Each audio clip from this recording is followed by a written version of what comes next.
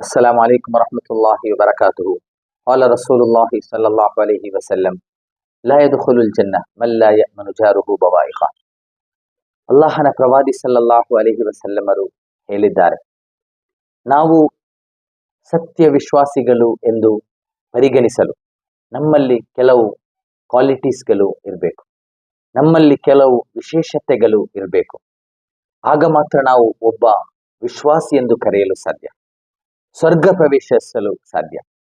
ಸ್ವರ್ಗ ಪ್ರವೇಶಿಸಲು ಅಲ್ಲಾಹನ ಪ್ರವಾದಿ ಸಲ್ಲಲ್ಲಾಹು ಅಲೈಹಿ ವಸಲ್ಲಮರು ಹೇಳುತ್ತಾರೆ, ಎಷ್ಟರವರೆಗೆ ನಮ್ಮ ನೆರೆಹೊರೆಯವರು ನಮ್ಮ ಬಗ್ಗೆ ಉತ್ತಮವಾದಂತಹ ಅಭಿಪ್ರಾಯ ಪಡಲ್ಲ, ನಾವು ಸ್ವರ್ಗ ಪ್ರವೇಶಿಸಲು ಸಾಧ್ಯವಿಲ್ಲ.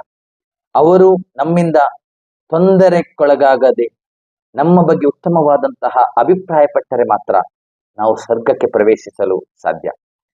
ನಾವು ವ್ಯವಹರಿಸುವಂತಹ ವ್ಯಕ್ತಿಗಳು ನಮ್ಮ ಬಗ್ಗೆ, ನಾನು ಓರ್ವ ಮುಸ್ಲಿಮನು, ಉತ್ತಮವಾದಂತಹ ವ್ಯಕ್ತಿತ್ವ, ನಮ್ಮ ಬಗ್ಗೆ ಉತ್ತಮವಾದಂತಹ ಅಭಿಪ್ರಾಯವನ್ನು ಪಡುವುದಾದರೆ ಖಂಡಿತವಾಗಿಯೂ ನಾವು ಸ್ವರ್ಗ ಪ್ರವೇಶಿಸುತ್ತೇವೆ. ನಾವು ಉತ್ತಮವಾದಂತಹ ಓರ್ವ ವಿಶ್ವಾಸಿಯಾಗಿ ಸಮಾಜದಲ್ಲಿ ನಡೆಯಲು ನಮಗೆ ಸಾಧ್ಯವಾಗುತ್ತದೆ.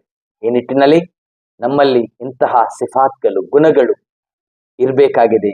ಮುಸ್ಲಿಮರು ಎಂದರೆ ಕೇವಲ ನಮಾಜ್ ನಿರ್ವಹಿಸುವವರು, ಮುಸ್ಲಿಮರೆಂದರೆ ಕೇವಲ ಹೆಸರಿಗೆ ಮಾತ್ರ ಸೀಮಿತವಾಗದೆ, ಮುಸ್ಲಿಮರು ಎಂದರೆ ಗುಣಗಳನ್ನು ಪ್ರಕಟಿಸುವಂತಹ, ಪ್ರವಾದಿ ಸಲ್ಲಲ್ಲಾಹು ಅಲೈಹಿ ವಸಲ್ಲಮರು ಕಳಿಸಿಕೊಟ್ಟಂತಹ ಜೀವನ ಶೈಲಿಯನ್ನು ಪ್ರಕಟಿಸುವಂತಹ ವ್ಯಕ್ತಿಗಳಾಗಿ ನಾವು ಮಾರ್ಪಡಬೇಕಾಗಿದೆ. ಅಲ್ಲಾಹನು ನಮ್ಮೆಲ್ಲರನ್ನು ಅನುಗ್ರಹಿಸಲಿ. ಅಸ್ಸಲಾಮು ಅಲೈಕುಂ ವರಹಮತುಲ್ಲಾಹಿ ವಬರಕಾತು.